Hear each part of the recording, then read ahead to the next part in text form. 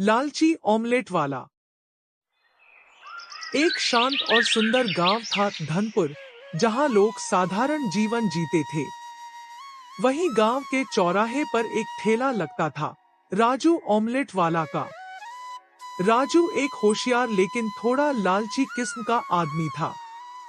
राजू रोज सुबह अपने ठेले पर अंडे, ब्रेड और मसाले लेकर आता और गर्म गर्म ऑमलेट बनाकर बेचता।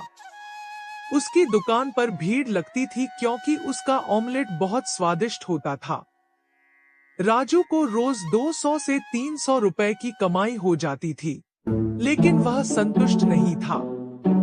वह सोचता, अगर हर ऑमलेट में थोड़ा कम तेल डालूं, थोड़ा अंडा पतला करूं, तो मुनाफा दोगुना हो सकता है। फिर क्या था, अगले दिन से वह ऑमलेट में अंडा आधा कर देता और ऊपर से पुदीना प्याज ज्यादा डालता ताकि कोई ध्यान न दे। शुरुआत में किसी को फर्क नहीं पड़ा, लेकिन धीरे धीरे गांव के लोग बोलने लगे, राजू भाई, पहले जैसा स्वाद नहीं रहा। अंडा तो बहुत पतला लग रहा है। राजू हंसते हुए कहता, अरे भाई, आजकल अंडे भी महंगे हो गए हैं, लेकिन स्वाद वही है। कि चालाकी कुछ लोगों को समझ आने लगी, पर वो फिर भी खाते रहे क्योंकि और कोई विकल्प नहीं था। राजू का लालच अब और बढ़ चुका था।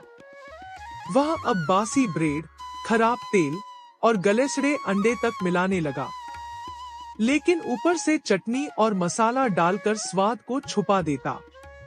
अब उसे दिन के 500 से 600 रुपए तक की कमाई हो रही थी। राजू मन ही मन खुश था। वाह, अब तो महीने के 15,000 रुपए हो जाएंगे। जल्दी ही मोटरसाइकिल खरीदूंगा। एक दिन गांव का बच्चा गोलू, जो रोज राजू के ठेले से ऑमलेट खाता था, बीमार पड़ गया।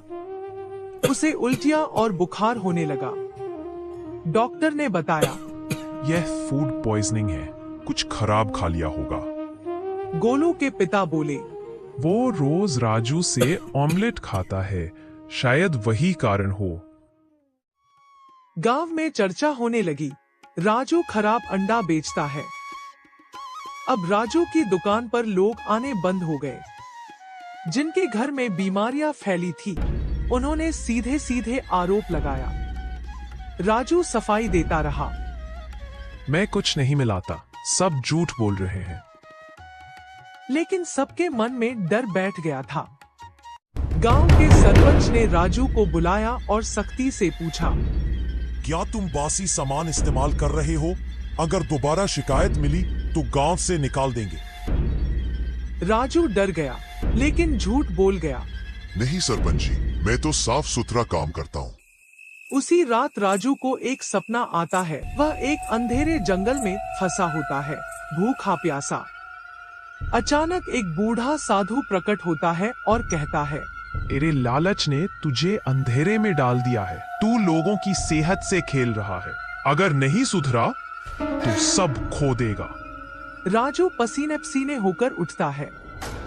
उसकी आत्मा कांप उठती है। सुबह राजू सबसे पहले बाजार जाकर ताजा अंडे, अच्छा तेल और फ्रेश ब्रेड खरीदता है।